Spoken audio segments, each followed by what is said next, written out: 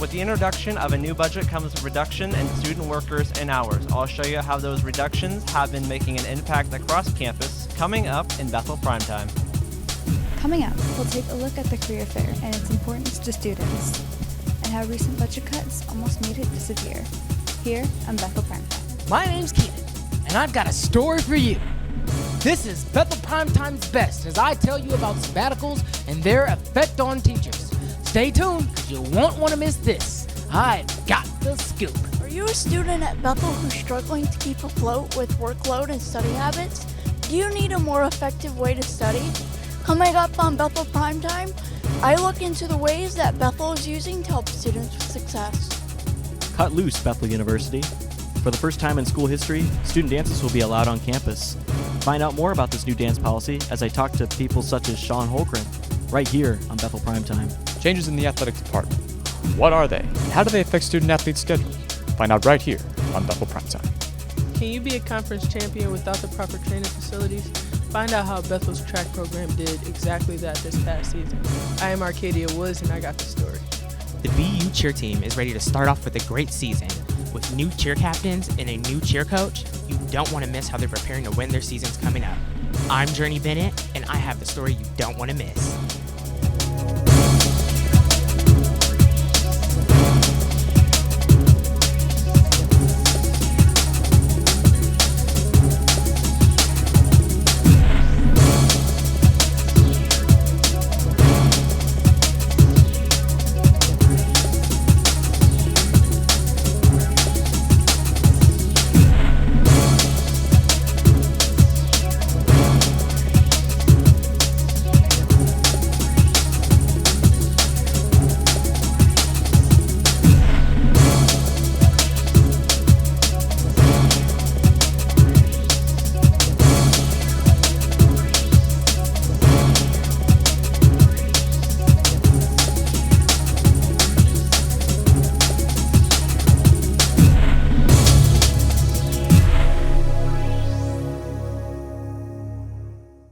Hi, I'm Arcadia Woods. And I'm Keenan Boyce. Welcome to Bethel Prime Time, where we give you the latest news about what's happening on Bethel's campus. With the tightening of the Bethel University budget, many changes have been implemented to student life in all departments across the campus. To show us how the changes have impacted student workers, we turn to our own, William Fitzhugh. With the introduction of a new school year comes along a new financial budget. But this year's budget has brought many reductions in the number of hours and student workers across campus. To see how this impacted student life, I sat down with some student managers to get the full story. The tightening of the budget basically has meant that our hours have been cut, as well as restrictions on when we can work and who can work during what times.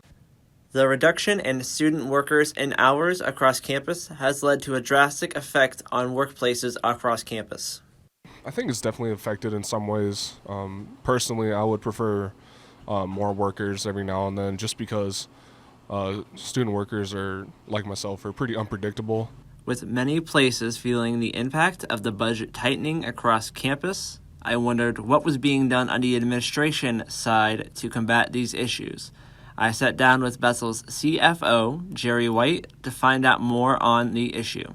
So one of our main budget values throughout the whole process of going through the budget this past summer was to minimize impact on students. So that as we're going through all of these types of budget tightenings, that was what one of our main goals was to not impact the students. With the administration's idea of keeping student impact to a minimum, White makes some suggestions on where students can find other work if need be. There's still other jobs, and so if you're working as a part-time person, I'll just use some of my departments, in the business office, and they have their hours reduced by 2 or 3 hours or so forth, I would say you could supplement and say, go to another one of my departments would be facilities or physical plant, and say, do you have 2 or 3 or 4 hours that you can supplement from there? White also suggests working off campus as a way for students to earn more income. We also knew that there was a lot of higher paying jobs around campus within walking distance.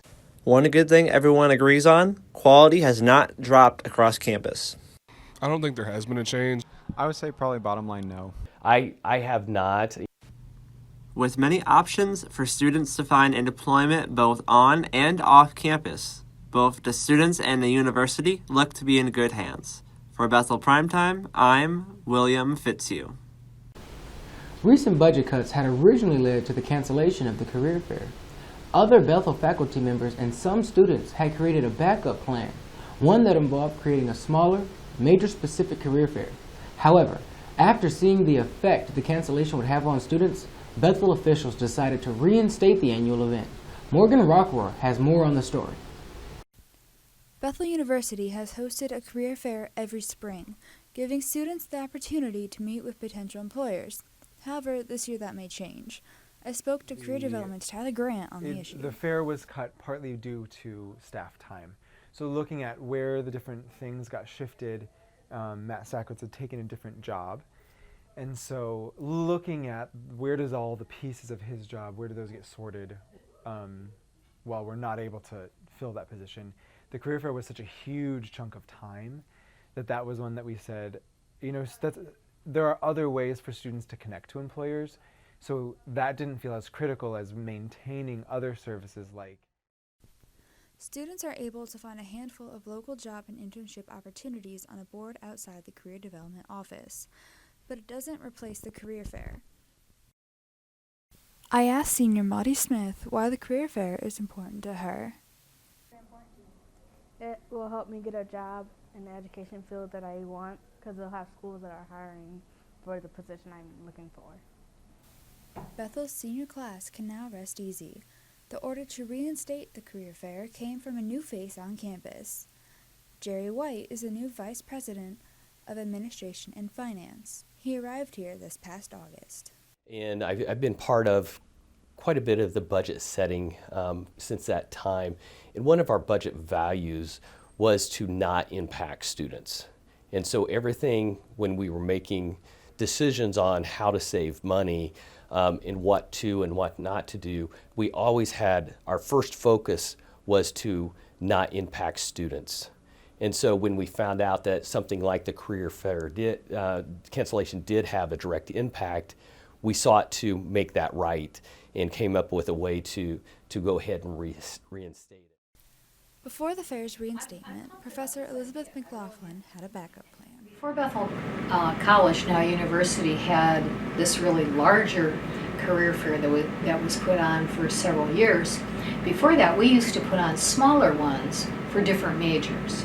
So when this larger fair was not going to happen this year, we talked, you and I, about the possibility of having a smaller career fair. This is Morgan Rockwell reporting for Bethel Prime Time.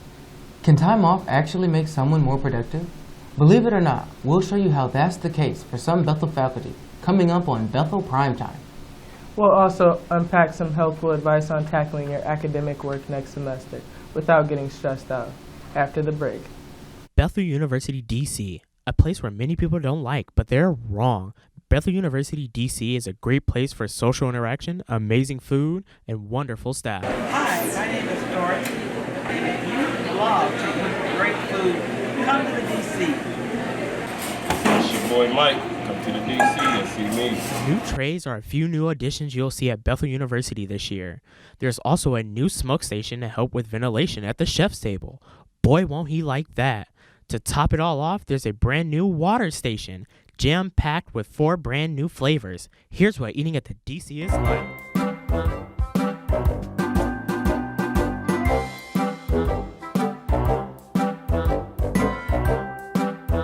Yay! I went to the DC tonight and I got dinner and I love the DC. I love everything they serve. It's so good. That's great. Thanks a lot. Have a great day. Few students may be aware of an opportunity many faculty members have to take a one-semester break from normal teaching responsibilities to complete a project and refresh for future teaching. Keenan Boyce takes a look at the benefits such an opportunity presents. I recently spoke with 3 different Bethel University professors, all who are at different stages in their career.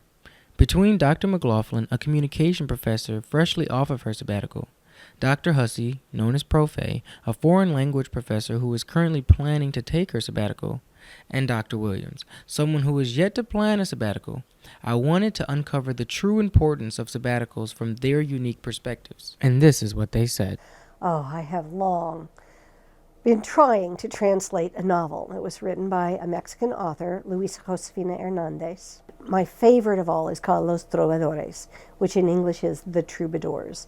And I am never going to accomplish that as long as I'm teaching, because my primary efforts will always go into teaching. When I asked Profe what her sabbatical would be about, this is what she had to say. It's an amazing novel.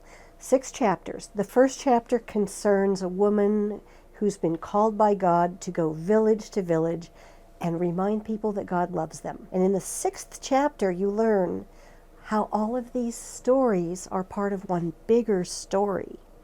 Like all of our lives are part of a bigger story that God is weaving. The most touching moment came when Profe shared with us just how important sabbaticals can be in a professor's life. To get this incredible book out to wider readers, I think I would feel that I had really failed in something if I finished my career without having accomplished that. When I caught up with McLaughlin to hear her views on sabbaticals, this is what she had to say. I would say the first thing was I was refreshed. So hopefully when I came back in the spring, I had a little spring in my step to teach better. When I met with Theo, he made some interesting points. Take a listen. It's been difficult from the standpoint of there's so many ideas in my brain, so many different things I want to explore, but just haven't had the energy to carve out the time to do so. But I think just not having that day-to-day interaction with students and colleagues, it would take me a little while to get used to it. But at the same time, I just know sometimes it's difficult to be doing that while you're also teaching. Now you know the importance of sabbaticals, even at a school like Bethel. I'm Keenan, and I'm signing off. Mental health issues create significant challenges for many college students. Studies show that many students report feeling overwhelmed by responsibilities. Bethel Prime Time reporter Lindsay Zimmerman explores the resources that Bethel offers students to help them be successful. And the best way, honestly, the best way to separate those is when you are in the moment doing something, do it well. So for example, while you're in class, pay attention to class and get the most out of class that you can. Are you a student who wants to be more effective with studying? Do you want to know the secret behind prioritizing your college studies in life? Bethel tutor Kristen Kateski has cracked the code of balancing college life. So it's interesting to realize that there's a lot to do in college with assignments and spending time with friends and in work as well. But just using study time to say, okay, we're going to be in a room together, but we're all going to be working on our homework. Or and even just realizing that there's joy and value in time outside of studies as well. So realizing that sometime on weekends I need to be with friends and need that rest, time away from classes and the stress of things to also enjoy life for what it is too. Director for Center for Academic Success, Rachel Kennedy, shares proven ways that students can reduce test anxieties during finals week. Additionally, we do a lot of activities during finals week where we provide some de-stressifying activities for students so that they're able to demonstrate better what they know as opposed to how anxious they are about taking the test. For example, we know that petting an animal lowers your blood pressure, which a lower blood pressure will enable you to think more clearly on a test. And so we bring in kittens and dogs, and last semester we brought in piglets during finals week for students to pet before they went into their tests. Bethel offers free tutoring to all students on campus in a range of subjects. For more information about services offered through the Center for Academic Success, you can visit their office located on the basement of the academic building next to the Learning Commons. Reporting for Bethel Prime Time, I'm Lindsay Zimmerman. We've seen a number of changes at Bethel in the last year or so, but one thing that is coming soon may even involve student dancing. Literally. Details coming up next.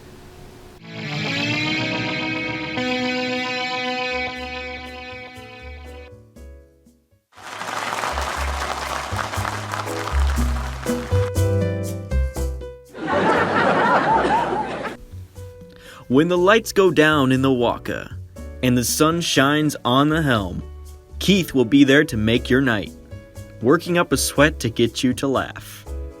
Fireside chats with some of the biggest names at BU, one laugh at a time.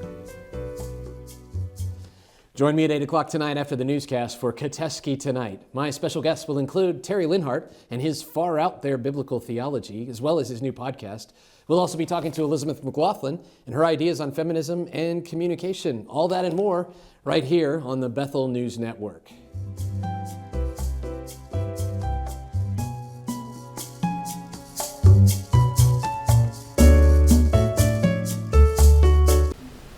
President Greg Chenoweth has announced a change to the school's dance policy, which will allow student-organized dances to happen on campus. Clay Seidenbender has the story. For 72 years, Bethel University did not allow student dances to occur on campus. Paul Cook, student body president of the Student Council and senior biology and chemistry double major, wanted to take action. One of the major reasons I ran for student council was because I saw a need for campus activities to increase in both quantity and quality. And one of the major ways that I thought that there would be an excellent campus activity would be to have a school dance. The first school dance will be sponsored by the Student Council and will take place inside Goodman Gym.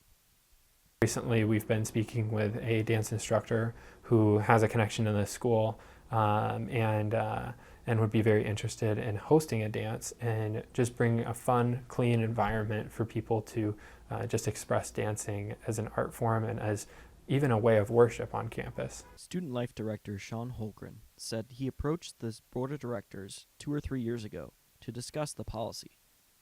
I've thought a lot about, is it time to move in a direction where we can permit dancing in ways that are healthy and good for students? And so probably 2 or 3 years ago, I actually went to the subcommittee of the board, which is the Student Development Subcommittee, and presented to them my idea to begin to offer sponsored dances as an institution. Yeah, when I was a student in the 90s, there was a no dancing policy, which honestly at the time, I didn't even think about. People didn't plan fun for us necessarily. We created our own fun, which was probably a mixed bag. The dance policy will be tried out in a pilot phase. It will then be added to the student handbook for the 2020-2021 school year. So Bethel already sponsors dances when it comes to education. We teach dance, choreography, cheerleaders, theater performances. We already do exercise dance, Zumba, right? We do worship dancing in chapel. So concerts. So we're already doing that. The idea was we're just opening up another category, and that would be social cultural dances. History professor David Schmidt is serving his 10th year as the Student Council advisor. I've seen both the prohibition and the promotion of dances as being something that was good for campus culture. So in this particular case, I think at Bethel, we've reached a stage where we think this might be a good thing for us. A championship track team without a track? How does that happen?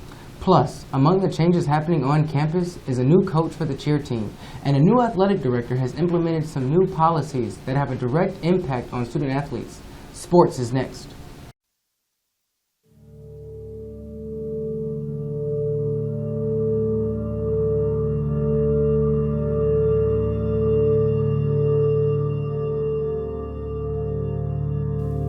Do you see this space right here?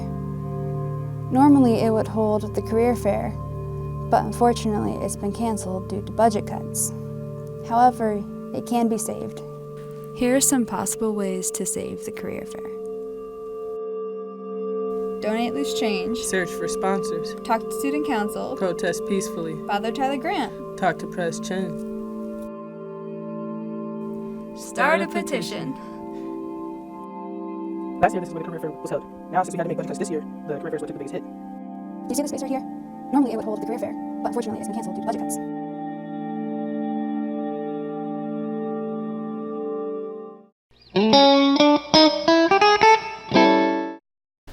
Welcome back to Bethel Prime Time. I'm Journey Bennett with your sports news. Athletics at Bethel University are making significant changes to the program this year, including a leadership team, Adopt-A-Prof, and a few others. One of these changes may or may not affect student-athlete schedule.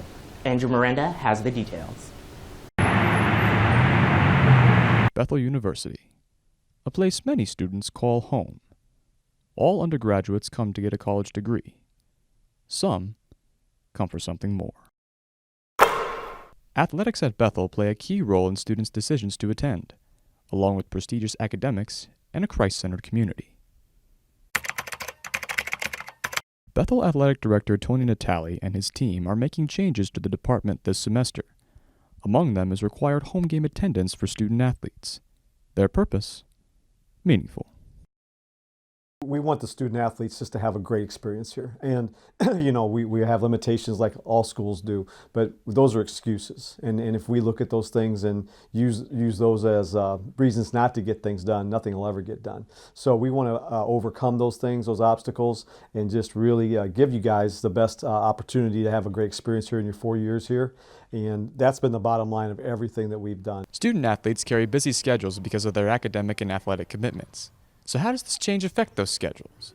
We caught up with 2 of them to learn more. Baseball outfielder Kawambi Moss says going to home games doesn't affect his schedule. In fact, he thinks it's good for the athletic department overall.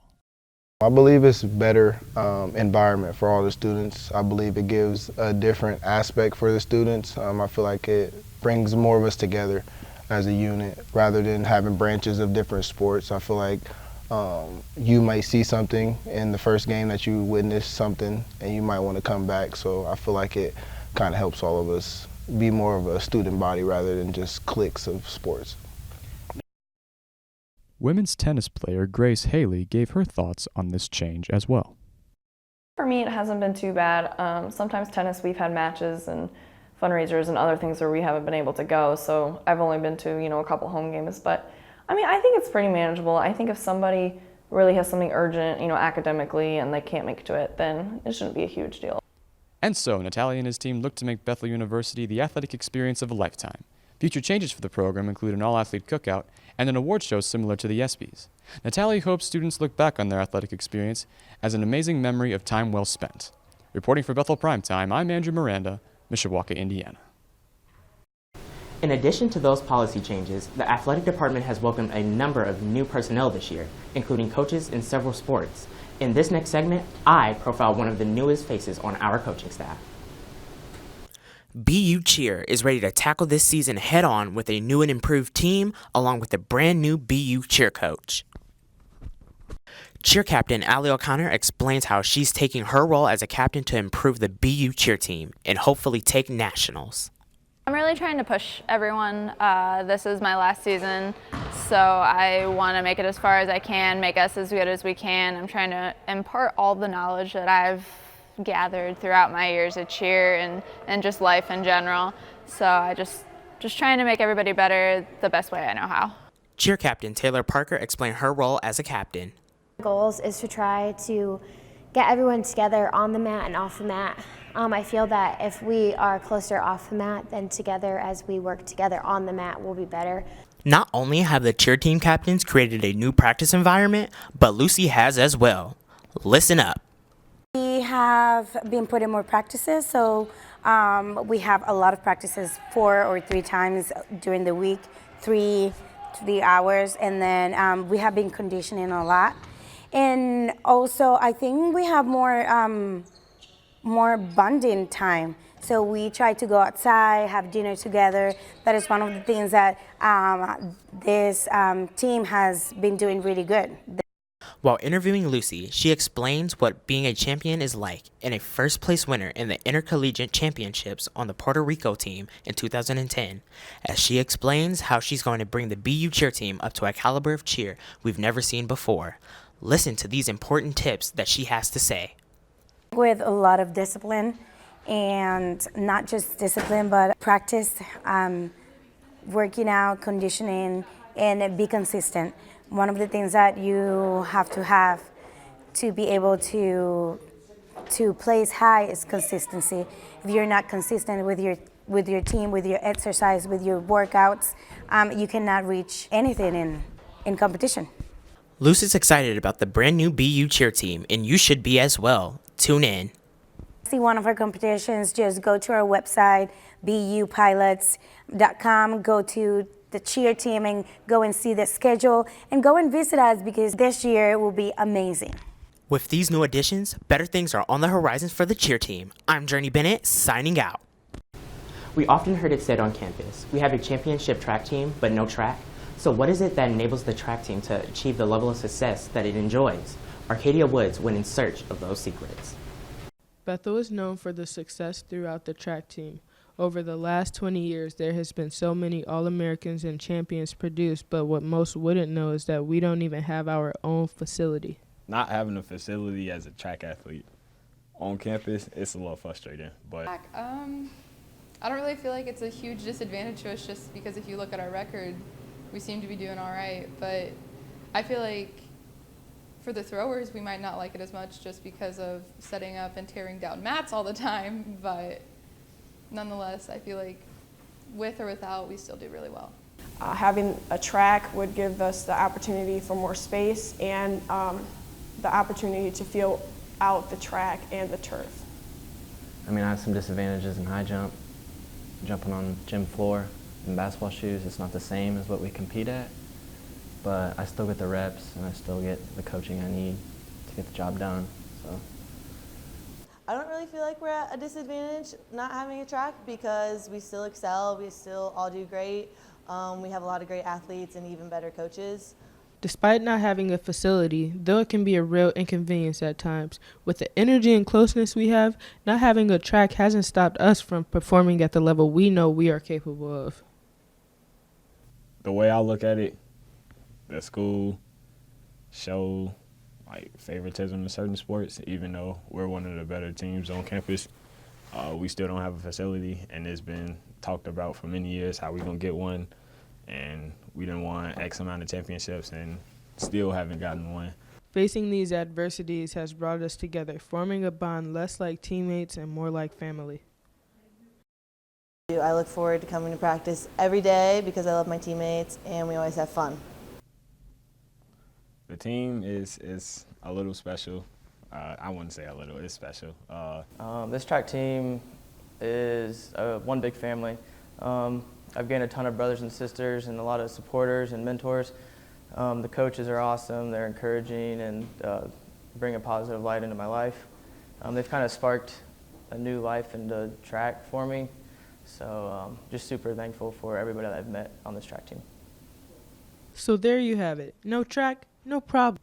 As long as we keep our faith in each other, we will always be destined for greatness. That's it for sports in this edition of Bethel Prime Time, but you'll want to stay tuned to share a few laughs with us as we show you some exclusive behind-the-scenes footage. See you right back here after the break. Oh no, can't do a push-up because the lazy bug has bitten ya? Still can't do a sit-up fast enough? Don't be a lazy college student who isn't active. Get Zim's exercise program today.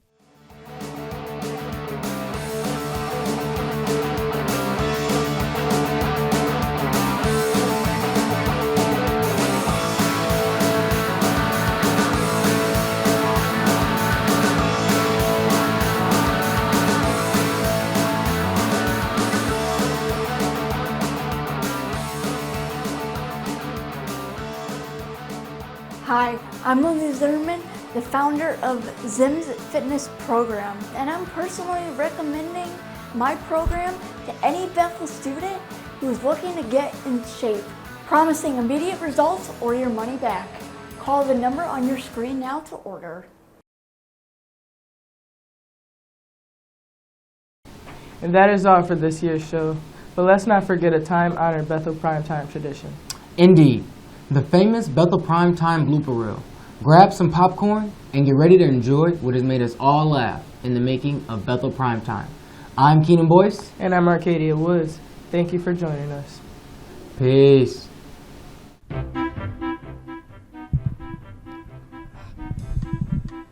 Wait a second. I caught that and I saw some heads and I'm about to make things right. Natalie, hopes, students, yes. Indeed, the famous Bethel Prime Time blooper reel. Grab some popcorn and enjoy what it all makes loud making Bethel Prime Time. I'm Keenan Boyce. Now we're kidding. Cut. Plus, among the changes happening in campus is a new cheer coach. I stopped, but the words just... Award show similar to that of the ESPYs. Future changes for the program include an all-athlete cookout and an athletic... I repeated that again. With new captains and a brand new coach, you don't want to miss how they're preparing the lifetime. Cat.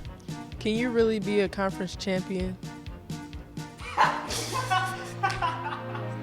Yes, I can. We often heard